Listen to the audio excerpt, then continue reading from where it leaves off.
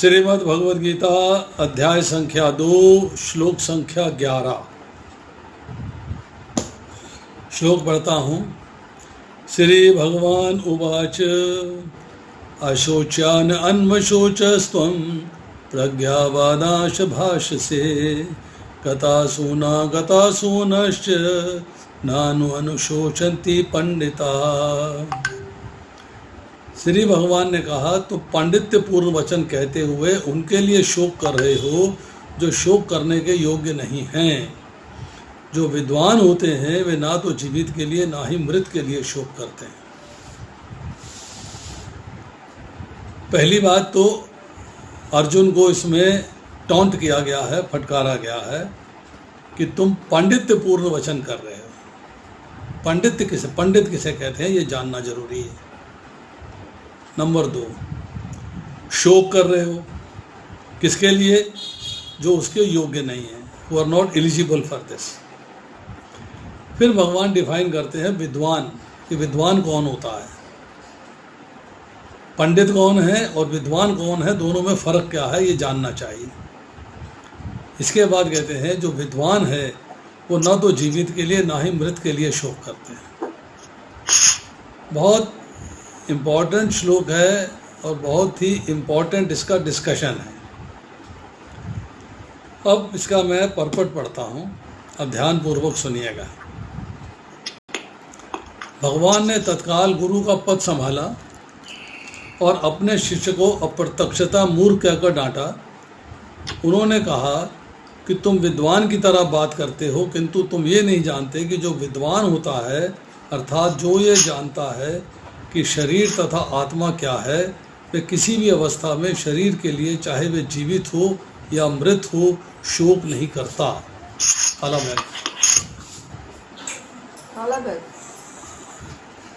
अगले अध्यायों में ये स्पष्ट हो जाएगा कि ज्ञान का अर्थ पदार्थ तथा आत्मा तथा इन दोनों के नियामक को जानना है। इतना पहले जो है हम समझ लेते हैं, इतना पाठ हम समझने की कोशिश करते हैं कि क्या कहा जा रहा है इसमें।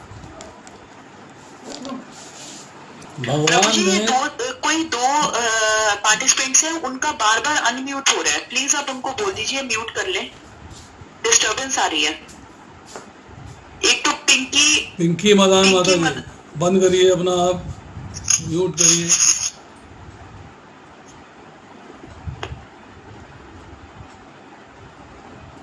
और किसी का म्यूट हो रहा, अनम्यूट हो रहा है?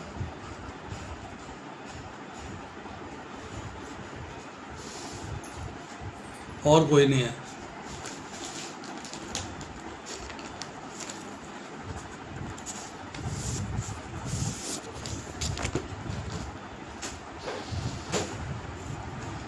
तो भगवान ने, अर्जुन ने कहा कि मैं आपका शिष्य बनता हूँ, एक्सेप्ट करिए बात। अब भगवान ने गुरु का पद संभाल लिया और गुरु का पद संभालने के बाद भगवान उससे कहते हैं क्या कि तुम मूर्ख हो।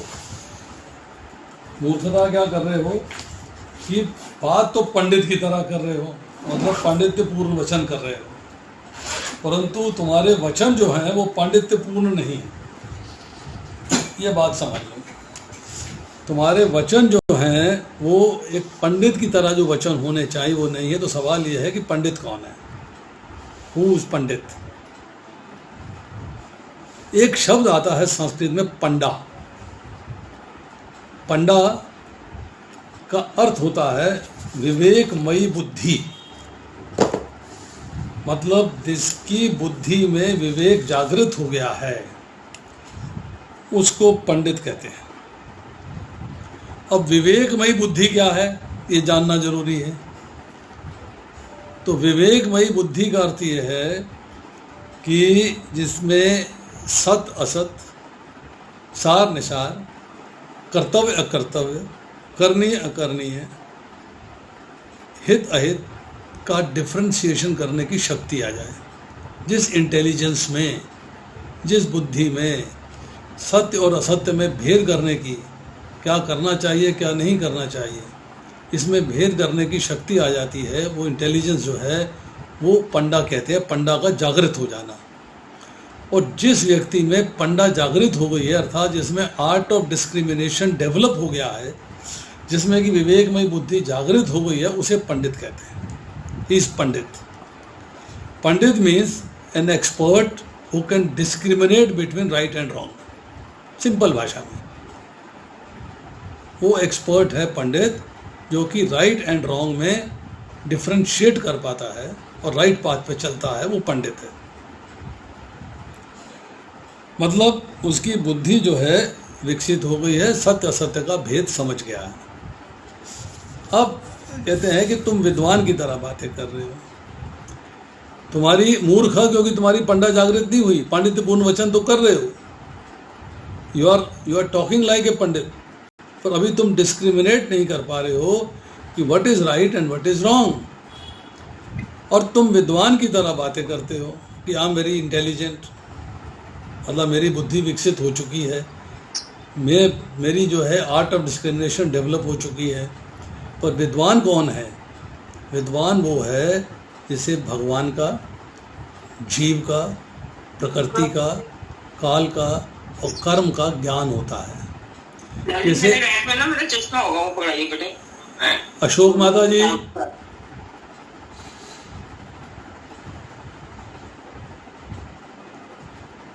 आप ध्यान नहीं देते हो अपने लेक्चर में, आपका मन जो है घर में लगा हुआ है। जब वीडियो ऑन करते हो तो पहले ऑडियो ऑन करिए, ऑडियो आपका ऑफ करिए पहले आप।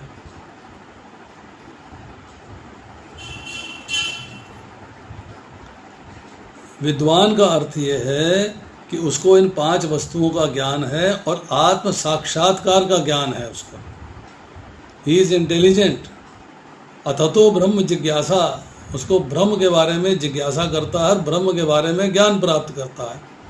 मैं कौन हूँ, मैं कहाँ से आया हूँ, मृत्यु के बाद मुझे कहाँ जाना है, भगवान हैं, उनका नाम क्या है, भगवान का धाम कहाँ है, मेरा उनके साथ संबंध क्या है, मुझे संबंध को कैसे निभाना है, मैं यहाँ पे धरती पे क्यों अटका हुआ हूँ, भगवान के धाम में मैं क्यों नहीं हूँ, यहाँ पे मुझे किस चीज़ ने बांध रखा है, अर्थात कौन सा बंधन है जो मुझे बांधे हुए है।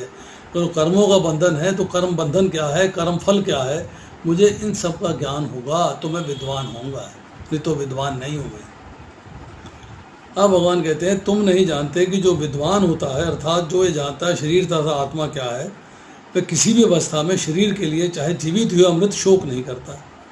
अरे भाई, रिश्तेदार हैं हमारे, संबंधी हैं हमारे जानकार हैं, पहचान वाले हैं, हमें उनसे प्रेम है, उनके बारे में शोक क्यों नहीं करेंगे? शोक तो करेंगे नहीं। अब भगवान बताते हैं कि अगले अध्यायों में स्पष्ट हो जाएगा कि ज्ञान का अर्थ पदार्थ तथा आत्मा, इन दोनों के नियामक को जानना है। मतलब शरीर, आत्मा और भगवान, तीनों को जानना है। अर्जुन का तर्क था कि राजनीति या समाज नीति की अपेक्षा धर्म को अधिक महत्व मिलना चाहिए। राजनीति या समाज नीति की बात आई थी आर्थिक अर्थात अर्थशास्त्र में। धर्म सम्मूढ़ चेता, जो 7वें श्लोक में उसने चर्चा करी कि धर्म क्या है। जो सैद्धांतिक धर्म है शास्त्र में वो है अहिंसा परमो धर्म, कि मतलब अहिंसा का पालन करना चाहिए, हिंसा के मार्ग पे नहीं चलना चाहिए। पर अर्थशास्त्र जो है, जो राजनीति शास्त्र है, जो समाज नीति शास्त्र है, वो ये कहता है कि आतताई को देखते ही उसका वध कर देना चाहिए।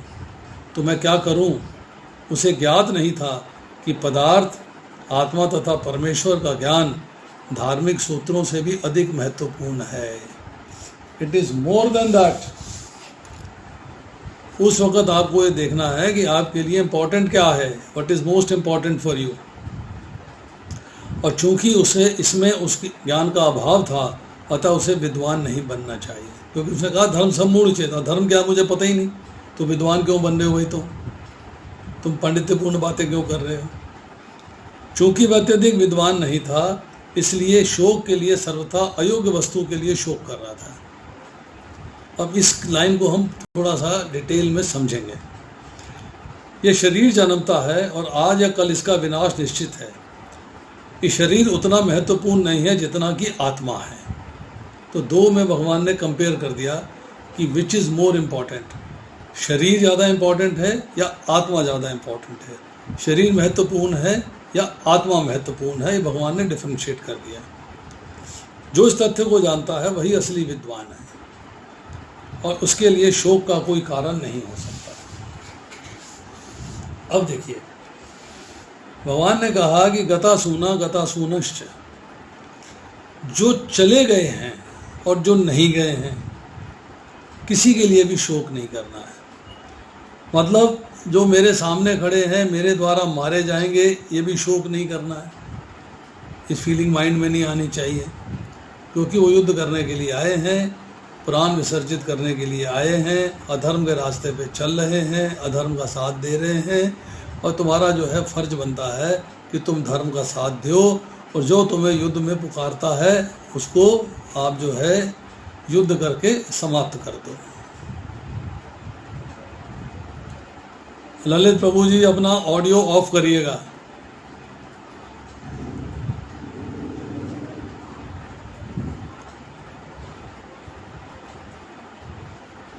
अब जो चले गए हैं, मतलब जो चले जाएंगे, अब तो अभी तक तो गए नहीं, अब जो चले जाएंगे उनके लिए भी आपको शोक नहीं करना है।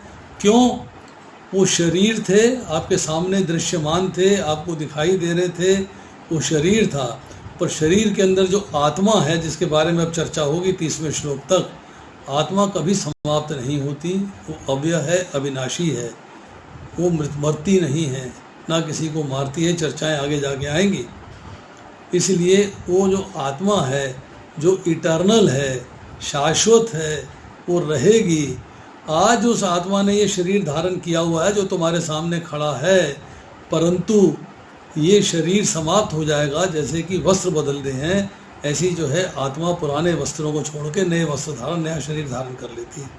तो उसके लिए भी शोक करने की कोई आवश्यकता नहीं है। तो यहाँ पर जो है भगवान उसको जो है शोक निवृत्ति का उपदेश दे रहे हैं कि शोक से निवृत्ति कैसे की जाएगी, इसका ज्ञान दे रहे हैं उसको। अब देखिए, अब थोड़ी सी इससे अलग हट के चर्चा करते हैं।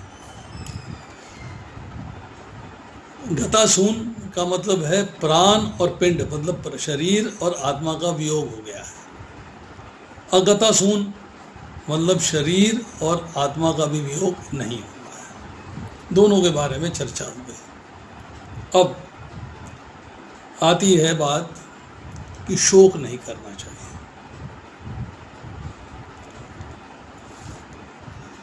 शोक क्यों नहीं करना चाहिए? शरीर में 6 परिवर्तन होते हैं, आत्मा में नहीं। यक्ष कहते हैं, युधिष्ठिर मार्ग से जब चर्चा होती है यक्ष की, तो कहते हैं जायते अस्ति वर्धते विप्रामते अपक्षते विनश्यति। मतलब जन्म, सत्ता मतलब अस्तित्व में आना, बढ़ना, रूपांतर, घटना और नष्ट हो जाना, ये 6 चेंजेस आते हैं, ये शरीर में आते हैं, ये आत्मा में नहीं आते। अब आत्मा में 8 गुण हैं जो कि शरीर में नहीं है। आत्मा में 8 गुण क्या हैं? नंबर 1 पाप रहित, अर्थात धर्माधर्म से शून्य। ये छांदोग्य उपनिषद का पहला श्लोक है। मृत्यु रहित, जरा रहित मतलब बुढ़ापा रहित, भोजन इच्छा रहित, पिपासा शून्य अर्थात प्यास नहीं लगती, शोक रहित, सत्य काम और सत्य संकल्प। 8 ऐसे गुण हैं जो कि आत्मा में हैं परंतु शरीर में नहीं है। अब शोक क्यों और शोक क्यों नहीं? तो भगवान कहते हैं कि शोक जो है स्थूल शरीर के जाने से है या सूक्ष्म शरीर के जाने से है, ये भी डिसाइड करो। इसके बारे में भी ज्ञान प्राप्त करो कि सूक्ष्म शरीर भी चला गया है या स्थूल शरीर भी चला गया है। इसकी चर्चा वो भी करेंगे 2 मिनट के अंदर। अब शास्त्र कहता है कि जो ऊपर 6 लिखे चेंजेस हैं, जो 6 परिवर्तन आते हैं, ये स्थूल शरीर को अपने स्वभाव के कारण समाप्त होना है, उसकी नेचर है ये। जो पृथ्वी जल अग्नि वायु आकाश से बना हुआ स्थूल शरीर है जो हमको दिखाई दे रहा है, ये उसकी नेचर है, उसको समाप्त होना है, उसके बाद उसका क्रियाक्रम संस्कार होना है, अंतिम संस्कार होना है। चाहे आप जमीन में गाड़ दो, चाहे अग्नि को समर्पित कर दो, चाहे पानी में बहा दो, जैसे मर्जी आप करो, आपकी इच्छा है। अब सूक्ष्म शरीर, उसका स्वभाव क्या है? वो अपने स्वभाव के कारण तब तक रहता है जब तक आत्मा अपने कर्मों के फलस्वरूप भगवत धाम को नहीं चली जाती। जब भगवत धाम को जाती है तब वो स्वरूप जो है वो समाप्त हो जाता है। अब देखिए, अब हम चर्चा करते हैं जो हमारा एडिशनल टॉपिक है, उसके बारे में हम चर्चा करते हैं। क्या चर्चा है?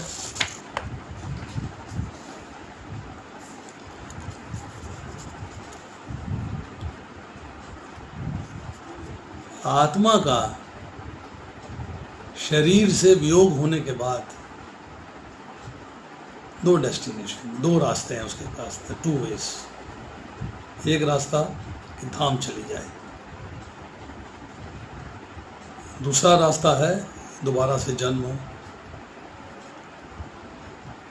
धाम जाने की चर्चा 15वें अध्याय के 6ठे श्लोक में, 8वें अध्याय के 15वें 16वें श्लोक में, दूसरे अध्याय के 51वें श्लोक में आती है, और पुनर्जन्म की चर्चा जो है दूसरे अध्याय के 27वें श्लोक में आती है। और ऑलमोस्ट ऑल पूरे के पूरे श्लोक इसी के ऊपर कनेक्टेड हैं, 11 से लेकर और 27 तक, 30 तक। अब अगर जो है उसका रीबर्थ होना है, मतलब उसे धाम की प्राप्ति नहीं होनी है, तब आत्मा का क्या होता है? शरीर तो छोड़ दिया उसने, शरीर को त्याग दिया है, तो अब जो है आत्मा के पास स्थूल शरीर नहीं बचा है, क्योंकि स्थूल शरीर को तो आपने क्रीमेट कर दिया है, अग्नि को समर्पित कर दिया है। अब आत्मा को एक अलग किस्म का शरीर मिलता है, जिसे सटल बॉडी कहते हैं, सूक्ष्म शरीर कहते हैं, लिंग शरीर भी कहते हैं, जो आपके हाथ के अंगूठे के बराबर होता है, दिस साइज। ये इसके साथ मन, बुद्धि, अहंकार और कर्म फल ये आत्मा के साथ विराजमान रहते हैं, और ये कैरियर बनते हैं अगले योनि में जाने के लिए, अगली योनि में जाने के लिए कैरियर बन जाते हैं। अब ये आत्मा 2 मुहूर्त समय, 2 मुहूर्त मीन्स 96 मिनट, एक मुहूर्त जो है 1 घंटा और 36 मिनट का होता है। 2 मुहूर्त समय में ये यमलोक जाती है, और उसके बाद उसी समय में 1 घंटा 36 मिनट में ही यमलोक से वापस आती है। यमराज जी के यहाँ डिसीजन होता है चित्रगुप्त की सहायता से। चित्रगुप्त जो है लेखाकार है, ऑर्गेनाइजर है।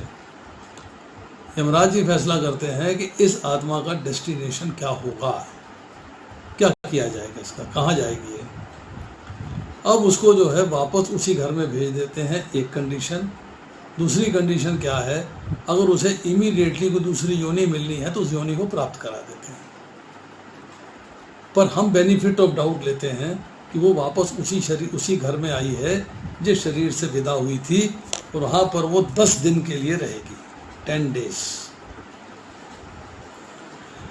जब 11वें दिन आप क्रिया सेरेमनी कर देते हो, पिंडदान हो जाते हैं, जलदान हो जाता है, पूरा क्रिया प्रॉपर सेरेमनी और दैविक क्रिया जिसे कहते हैं वो हो जाती है, तब आत्मा जो है उस शरीर को छोड़ के, और मतलब उस घर को छोड़ के चली जाती है। कहाँ जाती है, दूसरा सवाल ये है। फिर कहाँ जाने की बात आ रही है कि या तो धाम चली जाएगी, या धाम नहीं, सॉरी, या तो दूसरा शरीर प्राप्त कर लेगी, या पुनः शरीर में आएगी, किसी न किसी शरीर को प्राप्त करेगी, या पुरखों के धाम चली जाएगी। अब सवाल यह है कि आपको नहीं पता उसे कहाँ जाना है, आपको ज्ञान नहीं है, आप टोटली इस मामले में इग्नोरेंट हो, कोई ज्ञान नहीं है आपको।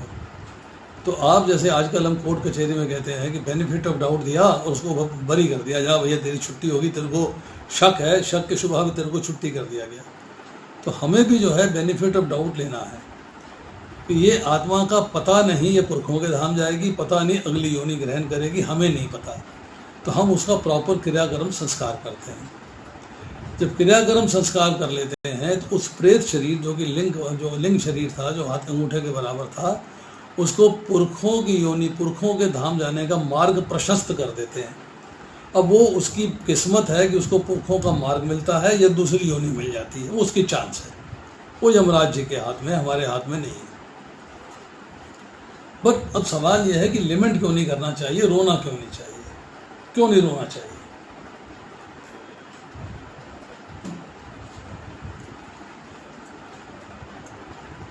पंचतत्व का मित्र भेद नामक एक चैप्टर है, उसको 365वां श्लोक है कि श्लेष्माश्रु बांधेव मुक्तम प्रेते भुंक्ते यतो वशः तस्मारोदितव्यम ही क्रिया कार्याश शक्तितः। कि मृतात्मा को अपने बंधु बांधवों के द्वारा त्यक्त कफयुक्त आंसुओं को विवश होकर खाना पीना पड़ता है, इसलिए रोना नहीं चाहिए। प्रत्युत अपनी शक्ति के अनुसार मृत आत्मा की और दैविक क्रिया करनी चाहिए। अब देखिए, हम लोग जब इकट्ठे होते हैं, शांति प्रार्थना करते हैं, शांति प्रार्थना में हम लोग जो है अपना कार्य करते हैं, तो हमें ये देखना है कि जिसकी शांति के लिए प्रार्थना कर रहे हैं, अगर हम उसके लिए रोएंगे तो समस्या क्या आएगी कि जो हमारे कफ युक्त आंसू है उसको पीने पड़ेंगे। क्या हम पिलाना चाहेंगे? क्या वो आंसू उसको पिलाना चाहेंगे? नहीं। आप शोक प्रकट करिए, आंखों से करिए, चेहरे से करिए, हाव भाव से करिए, बातों से करिए, वचनों से करिए, पर आंसू नहीं बहाइए। आंसू बहाना बैंड है, नहीं करना चाहिए। फिर स्कंद पुराण में ब्रह्म सेतु खंड में 48वें अध्याय का 42वां श्लोक है। मृतानां बांधवा ये तो उचंते शुनि भूतले पिबंते शुनि ताने द्वा मृता प्रेता परत्रवे। कि मृतात्मा के बंधु बांधव भूतल पर जिन आंसुओं का त्याग करते हैं, उन आंसुओं को मृत आत्मा परलोक में पीते हैं। अब क्या हम उनको परलोक में वो आंसू पिलाना चाहते हैं? अगर वहीं हमारे घर में उपस्थित है, स्थूल शरीर त्याग दिया है, लिंग शरीर के रूप में उपस्थित है, तो क्या हम उनको वो आंसू पिलाना चाहते हैं? Shall we do it? क्या हमें वो करना चाहिए? नहीं। अब आती है बात कि शोक नहीं करना चाहिए, क्योंकि हम उनको आंसू नहीं पिलाना चाहते। We should not cry, we should not weep. अब आजकल क्या होता है, किसी के यहाँ जाओ, डेथ में 2 मिनट के लिए हाय हाय होगी, रोएंगे, उसके बाद फिर नॉर्मल रूटीन बातें शुरू हो जाएंगी। आत्मा देख रही है, घर में उपस्थित है, इज वॉचिंग एवरीथिंग। आपके घर में सब चीज़ें दिखाई दे रही हैं, उसको वॉच कर रही है। दिशा जी, अपना ऑडियो ऑफ करिए।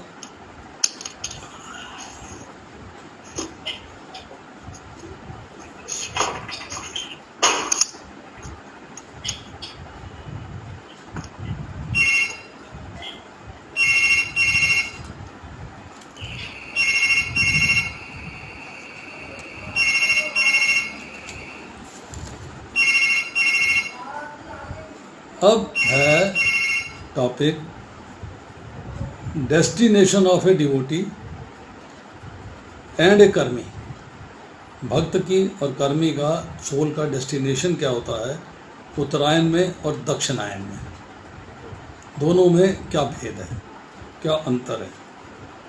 तो यहाँ पर जो है 8वें अध्याय के 24वें श्लोक में भगवद गीता से चर्चा आती है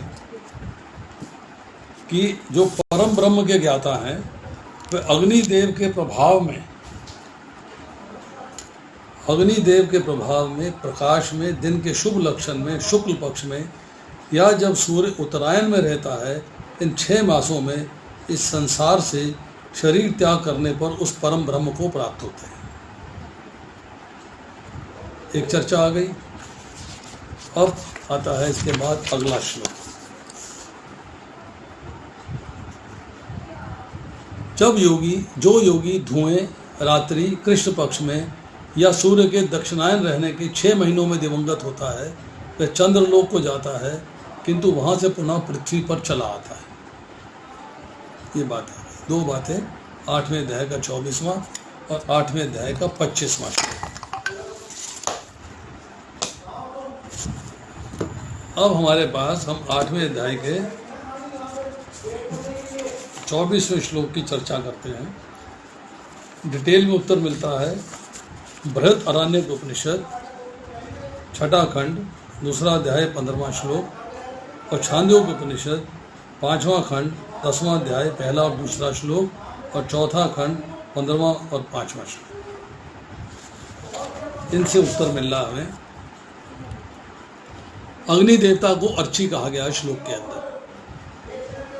अर्ची से दिन का देवता, दिन के देवते से शुक्ल पक्ष, शुक्ल पक्ष से उत्तरायण, उत्तरायण से संवत्सर, संवत्सर से आदित्य, आदित्य मतलब सूर्य, सूर्य से चंद्रमा, चंद्रमा से विद्युत, विद्युत से ब्रह्म और ब्रह्म से कृष्णा जबोट। This is the direction. ये रास्ता है कि हर जो जहाँ पे डिसाइड किया है, अर्ची का देवता अलग है, दिन का देवता अलग है, शुक्ल पक्ष का अलग है, उत्तरायण का अलग है, संवत्सर का अलग है, आदित्य का सूर्य का देवता अलग है, चंद्रमा देवता अलग है, विद्युत का देवता अलग है, ब्रह्म भगवान है और कृष्णा जबूट चले गए। अब इसमें होता क्या है कि जब अग्नि पद में जो अभिमानी अर्थात जो प्रकाश के मार्ग से जाता है, परम ब्रह्म का ज्ञाता, जो परम ब्रह्म का ज्ञाता है, जो प्रकाश के मार्ग से है, उसकी चर्चा हो रही है। जो ज्योति का पद है, जो अग्नि का पद है, वो स्वरूप जो है उसका दिव्य है, प्रकाशमय है और पृथ्वी से ऊपर समुद्र सहित सब देश के अधिकार है उसका। तो शुक्ल मार्ग में जब मूव करती है आत्मा, तो सबसे पहले अग्नि का अधिकार आता है, सबसे पहले। अब अग्नि के अधिकार के बाद उत्तरायण के मार्ग में जाने वाले योगी का दिन के देवता से संबंध करा देता है। अगर मान लो वो रात्रि में मर गया है, तो रात्रि का देवता जो है उसको अपने पास रखेगा और दिन के देवता का दिन का समय आने पे उसे हैंड ओवर कर देगा, संबंध करा देगा। अब इसका जो है पोजीशन क्या है दिन के देवता की? पृथ्वी की लोक की सीमा तक, आकाश में पृथ्वी लोक के वायुमंडल तक, स्वरूप अधिक प्रकाशमय है। अब आया शुक्ल पक्ष, इसका स्वरूप दिन के देवता से अधिक प्रकाशमय है, भूल लोक की सीमा से अंतरिक्ष तक है। 15 दिन उनका एक दिन कहलाता है और 15 नाइट उनकी एक रात कहलाती है। तो हमारा 1 महीना देवताओं का 1 दिन होता है। अब उसके बाद आता है क्षणमासा अर्थात उत्तरायणम। इसका स्वरूप और अधिक प्रकाशमान है। 6 महीने में सूर्य जो है उत्तर दिशा की ओर चलता है, तो उत्तरायण कहलाता है। आंतरिक लोक से ऊपर तक के लोक में इसकी स्थिति है और इनका 6 महीना 1 दिन होता है और 6 महीना 1 रात्रि होती है। अब इससे बाद इसको हैंड ओवर करते हैं संवत्सर अर्थात वर्ष के देवता को, संवत्सर के देवता को। उसके बाद इसे हैंड ओवर करते हैं वायु के देवता को। वहाँ से हैंड ओवर होता है सूर्यलोक के देवता को। सूर्यलोक से हैंड ओवर होता है चंद्रलोक के देवता को और चंद्रलोक के देवता से हैंड ओवर होता है जैसे जल अर्थात जल के बाद इंद्र, इंद्र के बाद ब्रह्मा और ब्रह्मा के बाद विद्युत का देवता और अल्टीमेटली ब्रह्म में चला जाता है, भगवान के धाम चला जाता है। ये पूरा प्रोसेस है। This process is followed. अब आती है चर्चा इसके बाद कि हमारा जो श्लोक है, जो हमने 25वां श्लोक पढ़ा, उसके बारे में भी चर्चा कर लेते हैं। जो योगी धुएं रात्रि कृष्ण पक्ष या सूर्य के दक्षिणायन रहने के 6 महीनों में दिवंगत होता है, वह चंद्रलोक हो जाता है, किंतु वह पुनः पृथ्वी पर चला आता है। पृथ्वी पर कैसे आता है सुनिए। धूम, धूम मतलब धुआं मीन्स अंधकार, अंधकार का रास्ता लेता है वो, रात्रि के देवता पे जाता है। ये उन लोगों के लिए है जो कर्मी हैं, जो भक्त नहीं हैं उनके लिए नहीं है। और अगर भक्त जो है उसकी रात्रि में मृत्यु हो जाती है तो दिन के देवता को हैंड ओवर होता है, और अगर कर्मी के दिन में मृत्यु हो जाती है तो वो रात्रि के देवता को हैंड ओवर हो जाता है। अगर कर्मी की जो है शुक्ल पक्ष में मृत्यु होती है तो कृष्ण पक्ष के देवता को हैंड ओवर होता है, और अगर भक्त की कृष्ण पक्ष में मृत्यु होती है तो शुक्ल पक्ष के देवता को हैंड ओवर होता है। इसका उत्तर मिलता है बृहदारण्यक उपनिषद 6वां खंड 2वां अध्याय 16वां श्लोक, छांदोग्य उपनिषद 5वां खंड 10वां अध्याय 3, 4, 5, 6, 7वां श्लोक। अब रात्रि के देवता से चला गया कृष्ण पक्ष में, कृष्ण पक्ष से गया दक्षिणायन में, दक्षिणायन से गया पितृलोक में। पितृलोक में जब उसका समय आता है पुनः पृथ्वी पे आने का तो जाता है आकाश में, आकाश से जाता है चंद्रलोक में, चंद्रलोक में जाके वो अन्न बन जाता है। अन्न जो है उसको देवता खाते हैं, देवगण खाते हैं, और वो स्वर्ग में रहता है। स्वर्ग में रहने के बाद वो पुण्य फल जब समाप्त हो जाते हैं फिर आकाश में आता है, फिर वायु में आता है, फिर मेघ अर्थात क्लाउड्स में आता है, फिर वृष्टि वर्षा के रूप में जमीन में आता है, फिर अन्न के रूप में वनस्पतियों के रूप में उगता है। उसके बाद फिर जब मनुष्य उसको भोजन करता है तो उसके वीर्य में जाता है, वो वीर्य में जो है जो स्त्री के रज से मिलता है तो उसको अपनी कर्म फल के अनुसार योनि की प्राप्ति होती है। ये इसका पूरा प्रोसेस है। अब सकाम कर्मयोगी या कर्म कांडी जिन्होंने सेक्रीफाइसेस किए हैं, सोशल वर्क किया है, फिलैंथ्रोपिक एक्टिविटीज़ करी हैं, अन्नदान भंडारे लगाए हैं, धर्मशालाएँ खोली हैं, अंध महाविद्यालय विद्या, मतलब जगह जगह उन्होंने स्पेंड किया है, वो अंधकार के देवता का स्वरूप जो है अंधकारमय है। पृथ्वी के ऊपर समुद्र सहित देश में उसका अधिकार है। धूम से जाता है रात्रि के देवता के पास, पृथ्वी लोक की सीमा तक का अधिकार है, स्वरूप अंधकारमय है। अब शुरू होता है पितृयान मार्ग, पितृयान मार्ग। अब आता है कृष्ण, कृष्ण पक्ष का देवता जो है उसका स्वरूप ज़्यादा अंधकारमय है। उसमें जैसे जैसे शुक्ल पक्ष आगे आया था स्वरूप प्रकाशमय होता जा रहा था, इसमें स्वरूप जो है ज़्यादा अंधकारमय होता जा रहा है। पृथ्वी मंडल की सीमा से बाहर है, अंतरिक्ष में है, लोक में है। यहाँ के 15 दिन एक दिन के बराबर, हमारे 15 दिन इसके एक दिन के बराबर हैं, हमारी 15 रात उसकी एक रात के बराबर है। फिर षणमासा अर्थात दक्षिणायन, दक्षिणायन का देवता जो है उसका स्वरूप और अधिक अंधकारमय है। अंतरिक्ष लोक के ऊपर के लोक हैं, वहाँ का 6 महीना हमारा एक दिन और 6 रात्रि हमारी 6 महीना एक दिन और 6 रात्रि, 6 महीना एक रात्रि। तो 6 महीना जो एक दिन होता है उत्तरायण के बराबर है, और 6 जो महीना एक रात्रि के बराबर है वो दक्षिणायन के बराबर है। फिर जाता है पितृलोक के देवता के पास, ये अंतरिक्ष का पितृलोक है। वहाँ पे एक दिन जो है 15 दिन के बराबर होता है और एक नाइट 15 दिन के बराबर होती है।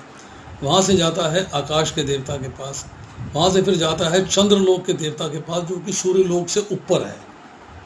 ये चंद्रमा नहीं, वो सूर्यलोक से ऊपर चंद्रलोक है। उसका स्वरूप शीतल है, प्रकाशमय है, इसलिए उसको ज्योति भी कहते हैं, ज्योतिमान कहते हैं। अब चंद्रमा की ज्योति को प्राप्त होना इसका मतलब है उसको एक स्वरूप की प्राप्ति हो रही है जो कि प्रकाशमय है। वहाँ से आता है अन्न, देवगण भक्षण करते हैं, स्वर्ग आदि सुख भोगते हैं। चंद्रलोक के निकट के लोकों में, स्वर्ग लोकों में फिर जब पुण्य कर्म क्षीण हो जाते हैं तो प्रोसेस होता है फॉल डाउन का। अब फॉल डाउन का प्रोसेस क्या है? चंद्रलोक से फिर आकाश में आता है, आकाश से वायु रूप बनता है, वायु रूप से धूम के आकार में बादल, बादल से वृष्टि, वृष्टि से अन्न वनस्पति, वीर्य स्त्री में सींचा जाता है और कर्म अनुसार योनि ग्रहण करता है। ये प्रोसेस है। अब इसमें जो है हम एक चर्चा और करेंगे यहाँ पर, वो है ब्रह्मलोक में जाने की, कि जब जीव जो है वो ब्रह्मलोक में चला जाता है उसका उद्देश्य जो है वो भगवत प्राप्ति है। तो गीता में भगवान ने मरने वालों की 3 गतियां बताई हैं, ऊर्ध्व गति, मध्यम गति और अधोगति। ये हम 14वें अध्याय में पढ़ रहे हैं। 14वें अध्याय के 18वें श्लोक के अंदर ऊर्ध्व गति का वर्णन प्रकरण हुआ है, और जिनका उद्देश्य परमात्मा की प्राप्ति का है, भगवान की प्राप्ति का है। अंतकाल में किसी सूक्ष्म भोग वासना के कारण वो योग से विचलित हो गए, योग से विचलित हो गए, तो वे ब्रह्म आदि ऊंचे लोकों में जाते हैं। ऊंचे लोकों में गए, कुछ समय वहाँ रहकर फिर भूमंडल में आके शुद्ध श्रीमान के घर में जन्म लेते हैं। फिर कृष्णा कॉन्शियस बनते हैं, कृष्णा कॉन्शियसनेस की प्रैक्टिस करते हैं, फिर लिबरेट होने के मार्ग पर चलते हैं। यही जो है योग भ्रष्ट मनुष्य जो है कर्मी की गति मिल जाती है उसको, अर्थात उसको पुनः फॉल डाउन होता है, क्योंकि भगवान की भक्ति करी थी पर योग भ्रष्ट हो गया, तो अब अंतिम गति जो है उसकी कर्मी की हो जाती है। अब इसके बाद दूसरी बात, जीवन का उद्देश्य है भगवान की प्राप्ति, परंतु सुख भोग की सूक्ष्म वासना मिटी नहीं है, तो शरीर छोड़ के वो आत्मा जो है ब्रह्मलोक चली जाती है। अब ब्रह्मलोक में जो है भोग भोगती है, सूक्ष्म भोग भोगती है, और उसकी वासना मिट जाती है अगर, तो मुक्त हो जाता है। ये goes back to Krishna support. और इसके बाद अब आपका जो एम है वो फिर भगवान की प्राप्ति का है। तीसरी कंडीशन आ रही है, जिनमें ना तो यहाँ भोगों की वासना है, ना ब्रह्मलोक के भोगों की वासना है।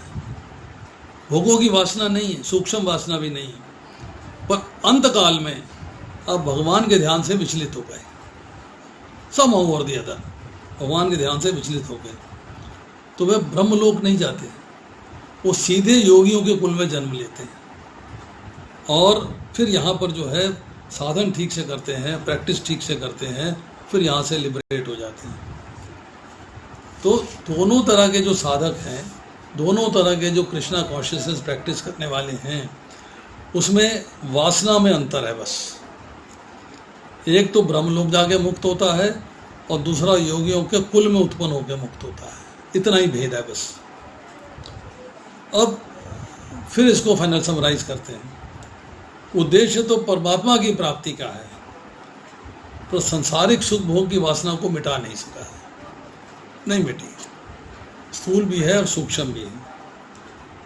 अब वो अंत काल में जो कि स्थूल वासना भी थी और सूक्ष्म वासना भी थी, तो वो जो है ब्रह्मलोक ना जाके स्वर्गलोक तक जाता है, वहाँ जाकर भोग भोगता है, और फिर लौटकर शुद्ध श्रीमान के घर में जन्म लेता है, और फिर जो नेहा विक्रम नाशो अस्ति प्रत्यवायो न विद्यते, इसका हास नहीं होता, मतलब ये जो प्रयास है इसका हास नहीं होता, हानि नहीं होती, उसके अंदर वो लगा रहता है, और लगा रहने के बाद फिर वो जो है कृष्णा कॉन्शियस हो जाता है, और फिर उसका जो है लिबरेशन होती है, भगवान के धाम जाता है। तो ये पॉइंट जो है हमने आपको बता दिया। अब देखिए इसके बाद थोड़ी सी चर्चा और कर लेते हैं जो इससे कनेक्टेड नहीं है, पर अच्छा लगेगा आपको, 5 मिनट में हो जाएगी। वैदिक मतानुसार इस संसार से प्रयाण करने के 2 मार्ग हैं, एक प्रकाश का, दूसरा अंधकार का। जब मनुष्य प्रकाश के मार्ग से जाता है तो वो वापस नहीं आता, पर अंधकार से मार्ग से जाने वाला पुनः लौट कर आता है। अब आती चर्चा है कि सोल जो है वो आपकी बॉडी से तो चली गई, अब उसका 10 दिन में डेस्टिनेशन क्या होता है? एक तो हमने समझ लिया कि आपके घर में उपस्थित है, पर आपके घर के अंदर जो है 10 दिन का जो टोटल पीरियड है उसमें 3 दिन वो जल में रहती है, 3 दिन अग्नि में रहती है, और 3 दिन आकाश में रहती है, और 1 दिन वायु में रहती है। 10 दिन हो गए। पृथ्वी की चर्चा नहीं हुई है, क्योंकि पृथ्वी पे तो रह ही रही थी, पृथ्वी पे रह रही थी। अब आती है चर्चा गरुड़ पुराण से, 11वां खंड, 34वां अध्याय, 44वां श्लोक, कि हमें ये प्रयास करना चाहिए कि जो है ये जो प्रेत शरीर मिला है इससे मुक्ति हो जानी चाहिए, उसको प्रेत शरीर में नहीं रहना चाहिए, should not stay in this body. अब वो कैसे होगा? कैसे होगा कि जो अशौच का समय होता है, अशौच मीन्स जिसको हम कहते हैं सूतक है, पातक है, अलग अलग नामों से पुकारते हैं, that is till that soul is in your house, वो सूतक का समय है या पातक का समय। उन दिनों घर के अंदर जो है डीटी वर्शिप नहीं की जाती। You have to take care कि डीटी वर्शिप ना हो। वो पीरियड को ऑब्जर्व क्यों किया जाता है? नंबर 1 कि चूँकि घर में बहुत सारे लोग मिलने के लिए आते हैं, बहुत सारी चर्चाएं होती हैं, तो आप जो है जो एडमिनिस्ट्रेटिव प्रॉब्लम्स हैं, जो समस्याएं हैं उनके मरने के बाद हुई है, किसी के मरने के बाद हुई हैं, उनको आप फैमिली के अंदर डिस्कस करते हो और उसकी फिर सेटलमेंट करने का प्रयास करते हो। नंबर 1। नंबर 2, अशौच जो है इम्प्योर स्टेट है और 11वें या 13वें दिन जाके जो है जब शुद्धिकरण करते हो तब वो अशौच का पीरियड समाप्त होता है। तो ब्राह्मणों में ये 10 दिन होता है, क्षत्रियों में 12 दिन होता है, वैश्यों में 15 दिन होता है और शूद्रों में 30 दिन होता है।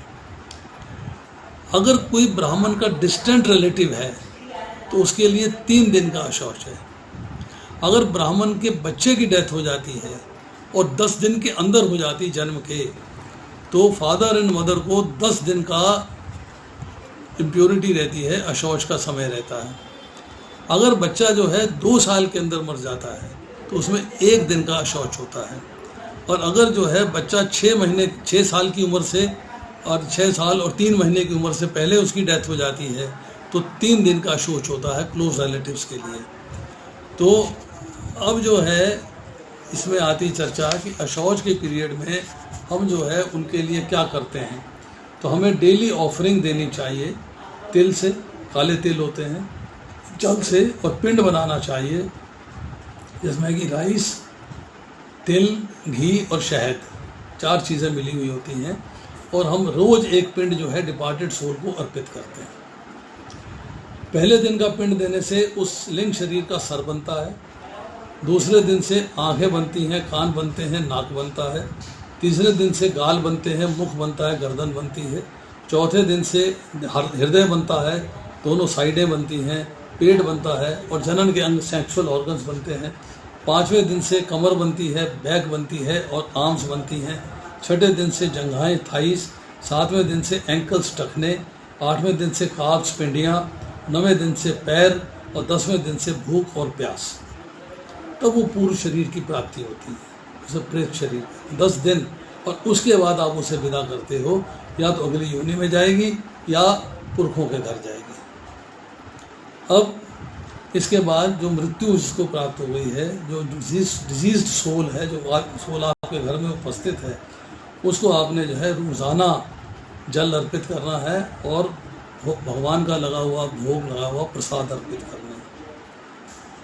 11वें दिन जब आप उसके लिए यज्ञ कर लेते हो, हवन कर लेते हो और एक तरीके से आप जो है वैष्णवों को बुला के भोजन कराते हो, तब उसको जो है वहाँ से डेस्टिनेशन की तरफ चली जाती है और अपने कर्मों के अनुसार उसे नेक्स्ट बॉडी मिलती है। मन, बुद्धि, अहंकार, कर्मफल और सूक्ष्म इंद्रियां साथ में जाती हैं। ये जो है सोल का डेस्टिनेशन है। अब जिन दिनों जो है अशौच का पीरियड होता है, अशौच का पीरियड और पितृ समय है ये, उन दिनों आपको सारी भक्ति की ड्यूटी से रिफ्रेन करना चाहिए। आपको प्योरिटी चाहिए, आपको मंदिर नहीं जाना है, टेंपल विजिट नहीं करना है, डीटी की वर्शिप नहीं करनी है, आपको शास्त्र नहीं पढ़ना है, यज्ञ नहीं करना है, डीटी वर्शिप नहीं करनी है, तर्पण नहीं करना है और गेस्ट को भी एंटरटेन नहीं करना है। शोक प्रकट करने लोग आएंगे, आएँ, बैठें, शोक प्रकट करें, आपसे मिलें, पर आप उनके लिए चाय, कॉफ़ी, बिस्किट, नट्टा, गरम कुछ नहीं। आपने जल की बोतल रखी हुई है, जिसको प्यास लगेगी अपने आप पी लेगा। आपने किसी को ऑफ़र नहीं करना कुछ भी कि हम इसको ऑफ़र कर दें कि लीजिए आप आइए, वो चाय ले आओ भाई, चाचा जी आए हैं, चाय ले आओ भाई, मामा जी आए, नहीं, कुछ नहीं, नथिंग। और अगर आपको जो है उसको विदा करने भी नहीं जाना है, ना गेट पे वेलकम करना है और ना आपको विदा करने जाना है, दोनों कंडीशन। अब 10वें दिन के बाद 11वें दिन में आपको जो है घर पवित्र करेंगे, 11 ब्राह्मणों को बुलाएंगे, वैष्णवों को बुलाएंगे और उनको प्रसाद खिलाएंगे।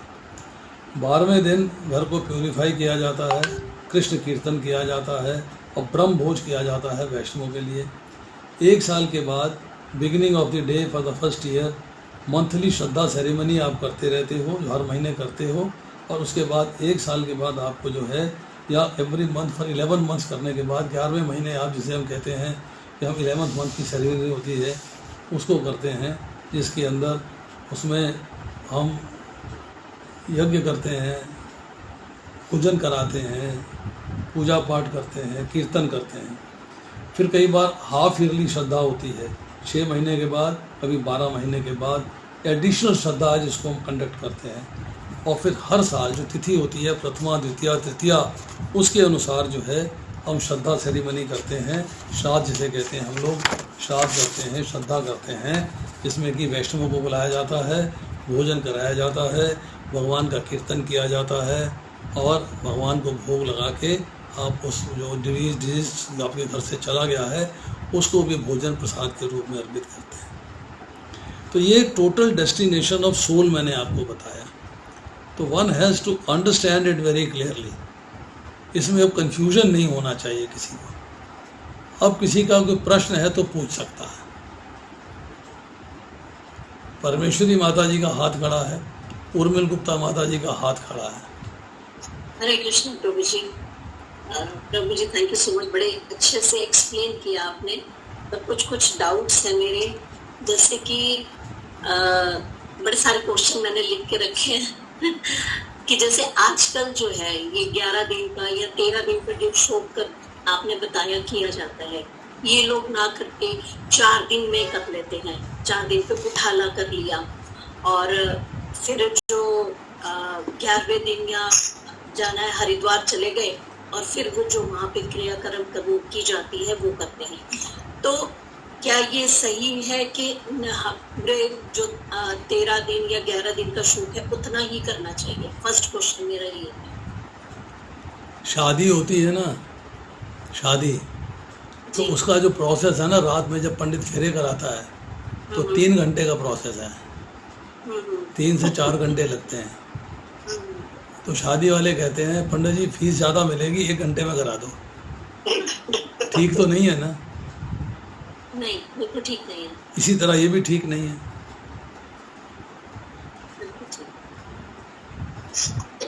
नेक्स्ट क्वेश्चन पूछूं प्रभु? हाँ जी। ये जो आपने जर्नी बताई थी, जो शुक्ल पक्ष की ग्रेजुअली जो ऊपर जा रहा है, सो इसका भी कोई टाइम लिमिट होता है कि इतने टाइम तक जो है सोल को भगवान के धाम तक पहुंचती है? देखिए, टाइम लिमिट ये है कि जिस समय आपने शरीर त्यागा है, मान लो आपको शुक्ल पक्ष के रास्ते से जाना है और आपने रात्रि में शरीर त्याग दिया, तो क्या करोगे?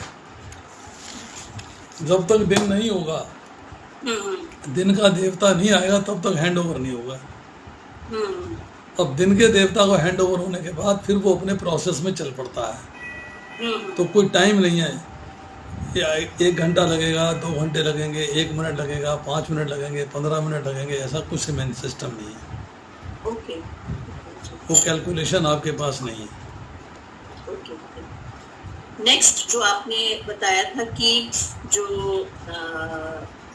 शरीर है वो मतलब कि आत्मा है वो 3 दिन अग्नि में, 3 दिन जल में, 3 दिन वायु में और 1 दिन आकाश में रहते। 3 दिन आकाश में है, 1 दिन वायु में है।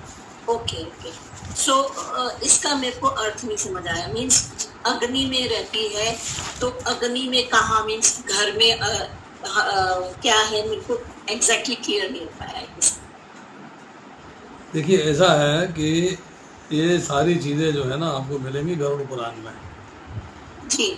उन्होंने अग्नि का अर्थ ये है कि जो भी घर के अंदर प्रकाश का स्थान है, अग्नि से प्रकाश मिलता है, तो 3 दिन वो प्रकाश के स्थान में रहती है। ओके। फायर भी प्रकाश और उष्मा देता है, सो 3 दिन वो उस स्थान में रहती है। 3 दिन आकाश में रहती है जहाँ पर कुछ नहीं है, और 1 दिन वायु में भ्रमण करती रहती है। जी जी जी, ठीक है गुरु जी। और जैसे कि सपोज हमारे फैमिली में किसी की डेथ है, सो एक तो है ये क्लोज वन, और एक होते हैं जैसे चाचा ताया और ये फैमिली, एक्सटेंडेड फैमिली। अगर आपका गोत्र सेम है हाँ, गोत्र से तो आपको So- पूरी चीजें अप्लाई होंगी।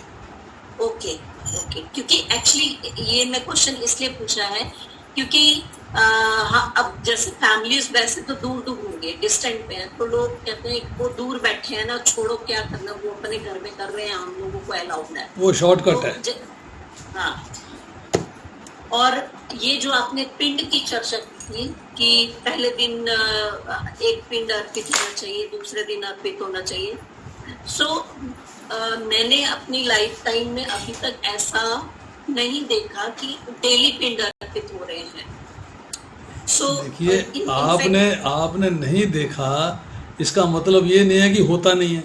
नहीं, वो तो है। मैं ये नहीं कह रही कि वो शास्त्रों में जो लिखा है वो गलत लिखा है। मेरा कहने का मतलब ये है कि ये जो फिर पिंड का प्रोसेस है, ये कौन करता है?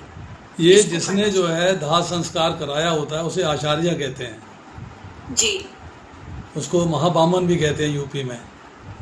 जी, वो आता है और डेली जो है वहाँ पर जो है पिंड की चर्चा करता है। सो ये कहाँ पर किया जाता है बेसिकली? घर में, अच्छा, आपके घर के घर में अंदर ही होगा। पिंड? यस, ओके, ब्राह्मण को बुला के और हाँ। वो पिंड का। यस।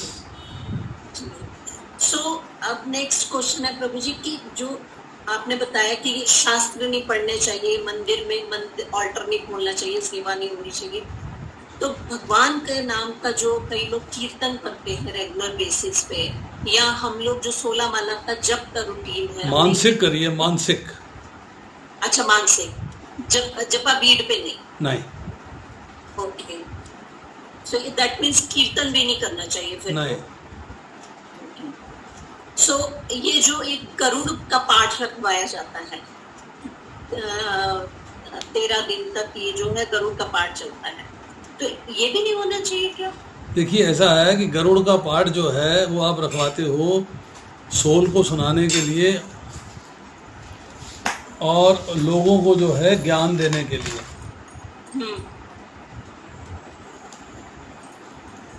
तुम्हें किसी को अंदर लेना है ना?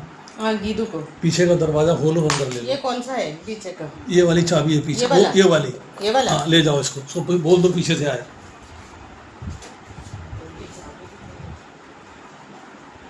आपको एक केयर लेनी पड़ेगी कि शास्त्र में जो चीजें लिखी हैं उसके ऊपर ध्यान देना चाहिए, बस।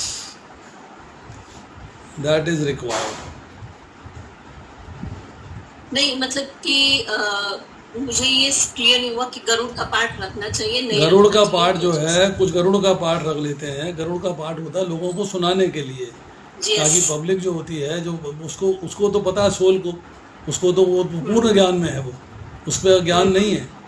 ये आप जो लोग इकट्ठे होते हैं, जो आपके घर के लोग हैं, उनको पता लगना चाहिए कि भैया नरक क्या है, कितने प्रकार के नरक हैं, सोल की गति क्या होती है, क्या करना चाहिए, क्या नहीं करना चाहिए। अब कुछ लोग जो है गरुड़ का पाठ कराते हैं, कुछ लोग भगवत गीता का पाठ करा देते हैं। जी, मैंने कई जगह पर जो है डेथ के बाद 7 दिन होता है, चौथा, पाँचवा, छठा, सातवां, आठवां, नौवां, 10वां, 7 दिन होता है चौथे से लेके 4th डे से 4, 5, 6, 7, 8, 9 और 10, 7 डेज होता है। मैंने 7 डेज में 700 श्लोक भगवत गीता के किए हैं। बेसिकली आप जो है उस सोल के लिए कुछ शास्त्र की बात कर रहे हो, आप अपने तरीके से नहीं पढ़ रहे हो। आप पब्लिक जो आती है उसको सुनाने के लिए प्रथा बन गई है, एक प्रथा, जी, तो उस प्रथा का आप पालन करते हो, बस, दैट्स ऑल। जी, जी प्रभु जी, ठीक है प्रभु, thank you so much. Urmil माता जी। हरे कृष्णा प्रभु जी, दंडवत प्रणाम। यस। प्रभु जी, मेरा क्वेश्चन ये है, जैसे कि आपने बताया सोल 10 दिन तक अंगूठे की साइज में उसी घर में विद्यमान रहती है, और जब 11वें या 13वें दिन जो है पूरा कार्यक्रम पूरा हो जाता है, यज्ञ वगैरह हो जाता है, तो वो वहां से प्रस्थान चली जाती है। लेकिन कलयुग में जैसे तीसरे या चौथे दिन लोग सब कुछ कर देते हैं, तो फिर वो सोल कहाँ जाती है? प्रेत योनि में रहती है। प्रेत योनि में रहती है। तो इसमें मुझे ऐसा लगता है, पता नहीं मैं ठीक हूँ या गलत, तो कलयुग में हम शास्त्रों के अनुसार ये गलत काम कर रहे हैं, जो कि पूरी तरीके से विधि विधान के अनुसार ना कार्य करके हम 3-4 दिन में खत्म कर देते हैं, तो वो जो सोल है उसको तो एक किस्म से पनिशमेंट दे रहे हैं ना, वो प्रेत योनि में जा रही है। पनिशमेंट ये है कि प्रेत योनि में जा नहीं रही है, प्रेत योनि से रिलीज नहीं हो रही है।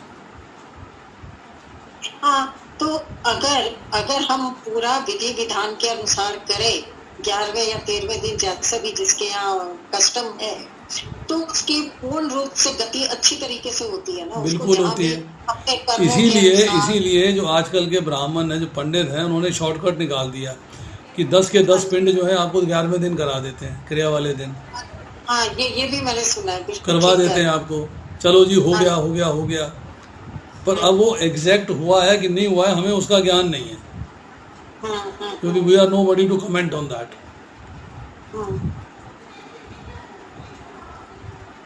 प्रीति माता जी, क्योंकि जैसे अभी आपने बताया ना कि 10 दिन का ये जो सिस्टम होता है इस प्रकार से होता है, पहले दिन उसका ये बनता है, दूसरे दिन मुंह बनता है, तीसरे दिन, मतलब सारे अंगों का जैसे आपने विवरण किया कि जो अंगूठे की साइड से सोल होती है, प्रतिदिन उसका कुछ ना कुछ अंग बनते हैं।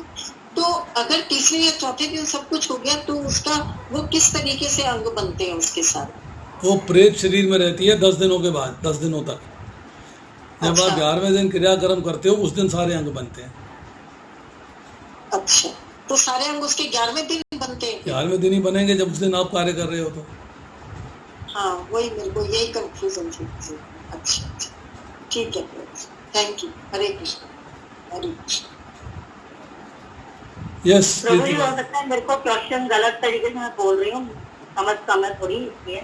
जैसे आपने बताया कि आत्मा जैसे घर में रहती है, तो जैसे मान लो कि किसी की डेथ गुड़गांव में हुई और लेके उनको कहीं और सिटी में जाना है, तो फिर आत्मा मतलब साथ चलती है क्या? क्या मतलब समझ नहीं आया। मतलब दोबारा पूछिए आप।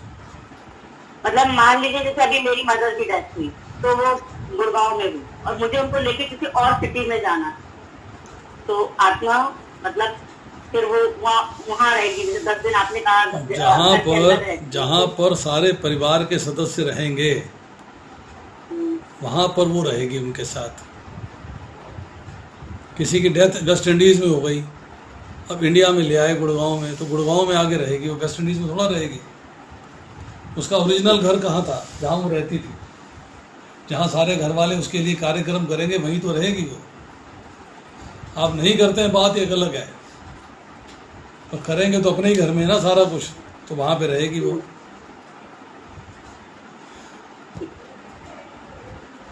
बोलिए शांति प्रदा माता जी। प्रभु जी, मेरा एक और प्रश्न था छोटा सा। हाँ जी। जैसे कि आपने बताया कि जब किसी का शरीर शांत हो जाता है तो उस आत्मा के लिए हमें आंसू नहीं बहाने चाहिए, मतलब अपने हाव भाव से और शब्दों से जो है वो दुख को प्रकट करना चाहिए, लेकिन आंसू नहीं बहाने चाहिए, उस आत्मा को कष्ट होता। लेकिन कलयुग में ये प्रैक्टिकल देखने में आता है कि अगर कोई आंसू नहीं बहा रहा है, कोई भक्त है, उसने अपने आप को, अपने इंद्रियों को कंट्रोल में करके रखा हुआ है, अपने शब्दों से दुख को व्यक्त कर रहा है, वो हाव भाव से कर रहा है, तो उसको सुना दिया जाता है कि इसको तो बिल्कुल भी दुख नहीं है, इसको तो देखिए वो एक लोकल प्रॉब्लम है। हाँ, मतलब लोग ना इस तरीके से बोलते हैं कि वहां जाके शोक प्रकट करने की बजाय जो होता है ना, मन खराब हो जाता है। वो एक लोकल प्रॉब्लम है, उसका कोई हल नहीं है आपके पास। जब तक रोएंगे नहीं ना, हाय हाय इन तो रोना ही नहीं आया रुलाओ नहीं। एग्जैक्टली, मतलब कई बार ये ना बड़ी कंफ्यूजन होती है। कंफ्यूजन नहीं है, जबरदस्ती रोना पड़ता है। शास्त्र कुछ कहता है, लोकाचार कुछ कहता है। हाँ जी, हाँ जी। बस हम आपसे शास्त्र की बात कर रहे हैं, लोकाचार की बात नहीं कर रहे हैं। चलिए, शांति प्रदा माता जी। Thank you. हरे कृष्ण प्रभु जी, दंडवत प्रणाम।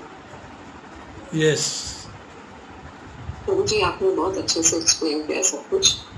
तो मेरा प्रश्न ये है कि जैसे हम कहते हैं कि आत्मा को गति प्राप्त होती है, और हम तो भक्त हैं, हम कीर्तन करते हैं, माला करते हैं, हमारा अलग प्रोसेस है सब, लेकिन एक कर्मी या और संप्रदायों से जुड़े हुए या और धर्मों से जुड़े हुए लोग सुबह उठते हैं, वो लोग भी 4 बजे उठते हैं, मेडिटेशन करते हैं, माला करते हैं।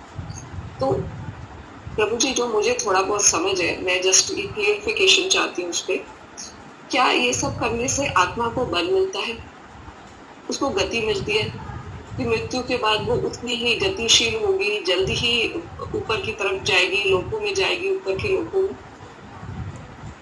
देखिए, आप ये किसी सब करने का ये बेनिफिट है? आपका भगवान के धाम जाने के लिए संप्रदाय से कोई संबंध नहीं है, आपके कर्मों से संबंध है। जी जी, कर्म से। समझे नहीं? आप किसी भी संप्रदाय में हो, किसी भी रूल्स को फॉलो करें, कैसे भी करें, जो आपके कर्म है भगवान वो ऑब्जर्व करते हैं, उपद्रष्टा है, अनुमंता है, साक्षी है।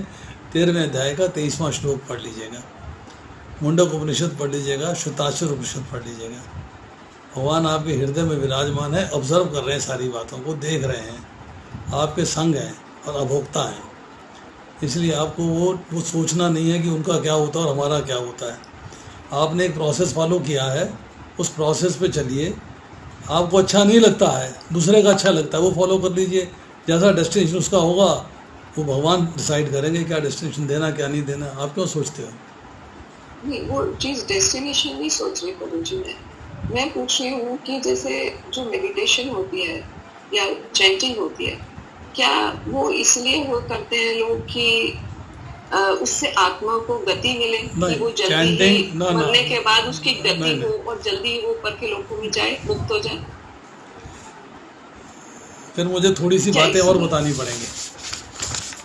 मुझे थोड़ा सा इस चीज में बड़ा कंफ्यूजन है, क्योंकि जैसे सुनिए, कहते हैं ना कि मृत्यु के बाद इसको गति नहीं मिल रही है, इसके ये सब चीजें कर दूं। गति गति का मतलब स्पीड नहीं है, पहली बात समझ लीजिए। गति इज नॉट स्पीड।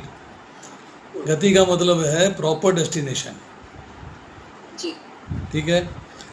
भगवान कहते हैं अंत काले च मामेव स्मरण मुक्त्वा कलेवरम यह प्रयाति समद्भावम याति नासस्य संशया। जीवन के अंत काल में जो केवल मेरा स्मरण करते हुए शरीर त्याग करता है, तुरंत मेरे स्वभाव को प्राप्त होता है, इसमें रंच मात्र भी संदेह नहीं है। भगवान के धाम चला जाता है और उसने सारी जिंदगी जो है भगवान का नाम ध्यान दिया है। अनन्य चेता सत्यम यो मां स्मृति नित्यशय तस्य हम सुलभ पार्था नित्य युक्त योगिना। ये जो है स्थिति है भक्तों के लिए, जो कि भगवान के अनन्य भक्त हैं। अनन्य चिंतो यंतो माम ये जना पर्युपासते मन मना भव मद भक्तो मध्याजी माम नमस्करो तस्मात् सर्वेषु कालेषु माम मनुस्मृ युद्ध च। और फिर कहते हैं यम यम व्यापी स्वर्ण भावम तज्यन्ते कलेवरम तम तम वैति कौन्तेय सदा तद्भाव भाविता। हे कुंती पुत्र, शरीर त्यागते समय मनुष्य जिस जिस भाव का स्मरण करता है वह उस भाव को निश्चित रूप से प्राप्त होता है। तो ये गति जो आप गति की बात कर रही हैं, स्पीड की बात कर रही हैं, ये गति की बात यह है कि अगर आपने सारी जिंदगी भगवान का स्मरण किया है और अंत समय में नहीं भी कर पाए हैं तो भगवान आपको लेने आते हैं। वो भगवान अपनी जिम्मेदारी समझते हैं कि मेरा भक्त है, मुझे इसको अपने धाम लेके जाना है। Then he takes care of you, he manages the show. तब आपको जो है उसमें टेंशन करने की जरूरत नहीं है। You don't have to become tense about it. जिस गति की आप बात कर रही हैं वो है कि अगर चैंटिंग करी है तो स्पीड बढ़ गई जाने की, ऐसा नहीं है कुछ भी। डिपेंड करता है लास्ट मिनट पे क्या किया है और सारी जिंदगी क्या किया है।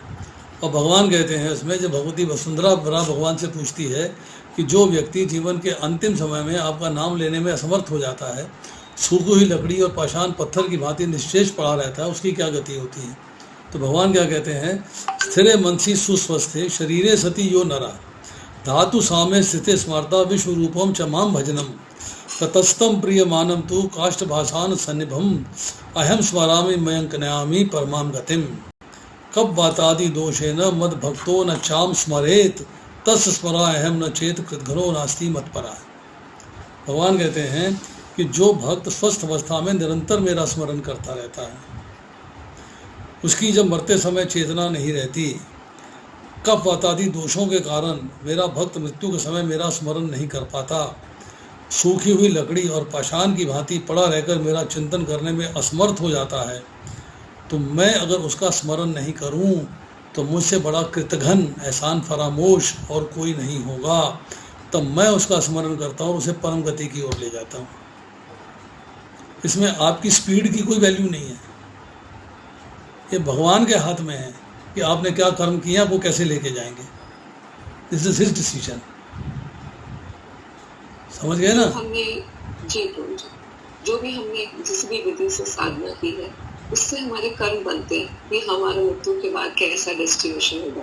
इससे ये नहीं है कि आत्मा को बल मिलेगा और आत्मा ऐसा कुछ नहीं है, ऐसा कुछ नहीं, ऐसा कुछ नहीं है जी कि आत्मा की स्पीड बढ़ गई, शताब्दी हो गई, राजधानी एक्सप्रेस बन गई, वंदे भारत बन गई, ऐसा नहीं है।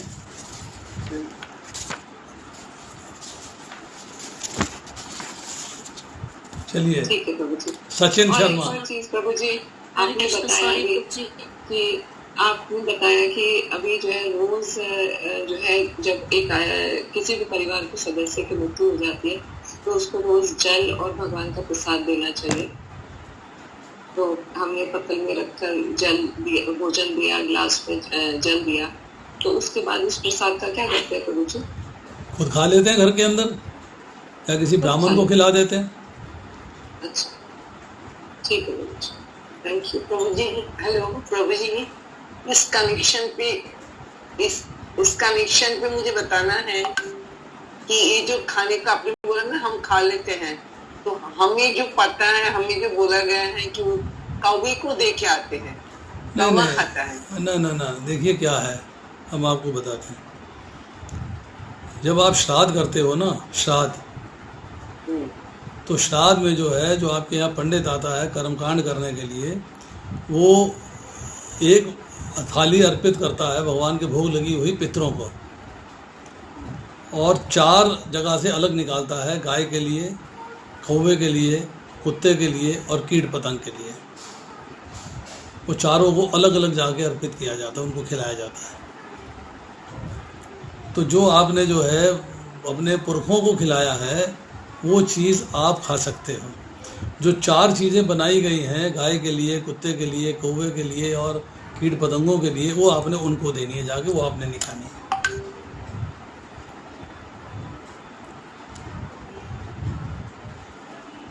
यस प्रभु जी, मेरा क्वेश्चन है। हाँ जी,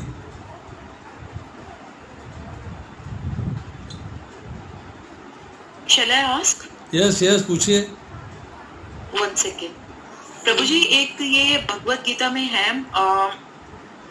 एक श्लोक है, 1 सेकेंड, आई फॉरगॉट द श्लोक। हाँ, जिस प्रकार मनुष्य पुराने वस्त्रों को त्याग कर नए वस्त्र धारण करता है, उसी प्रकार आत्मा पुराने तथा व्यर्थ के शरीर को त्याग कर नवीन और भौतिक शरीर धारण करता है।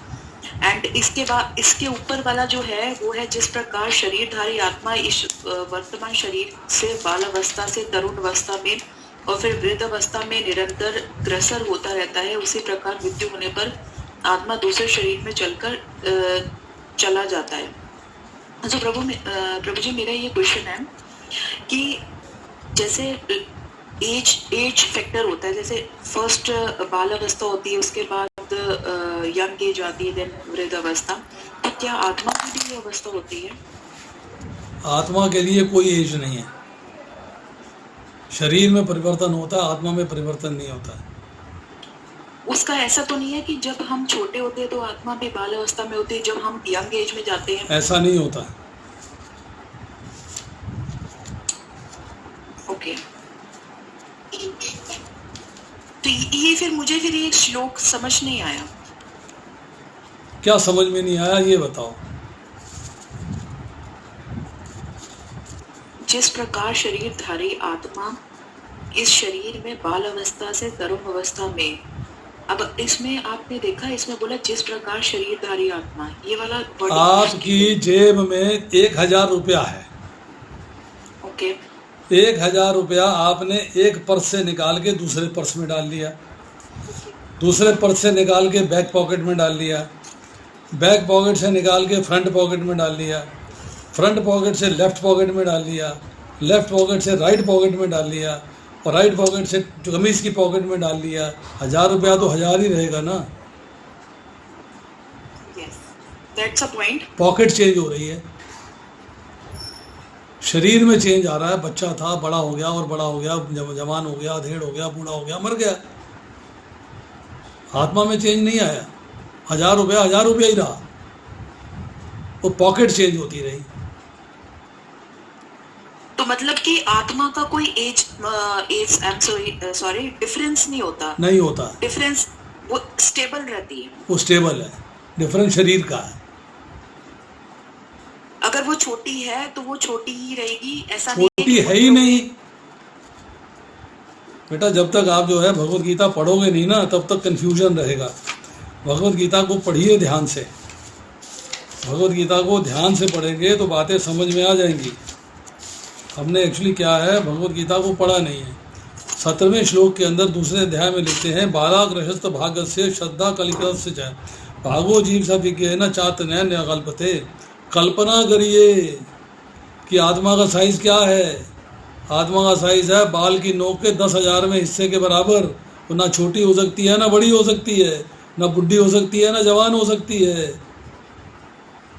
एक चीज जो है बाल की नोक के 10,000वें हिस्से के बराबर है, उसको आप कैसे कैलकुलेट करोगे? उसका मापा नहीं जा सकता। लेकिन प्रभु जी, जो छोटा बच्चा होता है अगर वो भक्ति करे तो ही very very rapidly can achieve God. वो डिपेंड करता है उसकी इंटेलिजेंस पे, बुद्धि की डेवलपमेंट पे। नहीं, शुद्ध मन भी तो एक चीज होती है ना। शुद्ध मन कैसे? अरे समझे नहीं बात। शुद्ध मन क्या है? जैसे जैसे बड़ा होता जाएगा वैसे वैसे मन के अंदर गंदगी आती चली जाएगी। जब आपका मन जो है शुद्ध होगा, बचपन है, उसने भक्ति शुरू कर दी है तो ठीक है, भक्त बन गया वो, उसमें कंफ्यूजन क्या है? आपको चांस दिया है, वो अभी तक नहीं बने, वो बन गया 3 साल की उम्र में।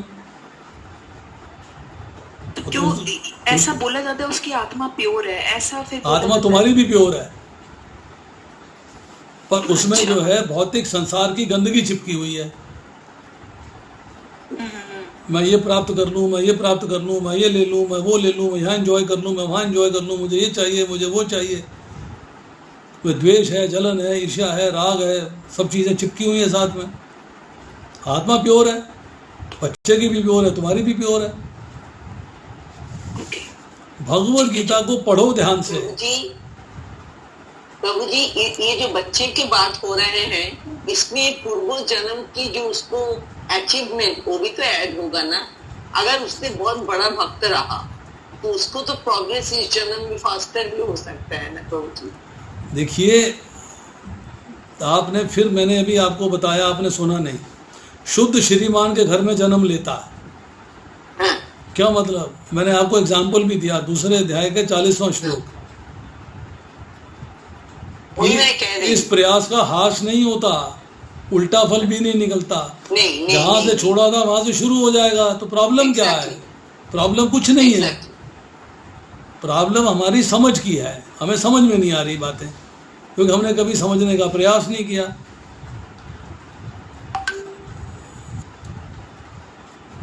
देखिए, एक चीज होती है भगवत गीता को सिस्टमेटिकली पढ़ना। एक होता है कभी यहाँ से सुन लिया, कभी वहाँ से सुन लिया, कभी इधर सुन लिया, कभी उधर सुन लिया, सिस्टमेटिकली पढ़ा नहीं। जब आप सिस्टमेटिकली पढ़ोगे तब आपको क्लैरिटी आएगी। बाएं दाएं सुनने से क्लैरिटी नहीं आएगी, यू विल बी कंफ्यूज्ड। ध्यान से पढ़िए, ध्यान से सुनिए, ध्यान से क्वेश्चन करिए, यू विल बी बेटर। जी प्रभु जी। प्रभु जी, जैसे ये भागवत होती है, भागवतम, तो वो चतुश्लोकी होती है। ऐसी कोई भगवत गीता भी उसमें होता है चतुश्लोकी भगवत गीता? आप पढ़िए, 10वें अध्याय का 8वां, 9वां, 10वां, 11वां श्लोक। 10वें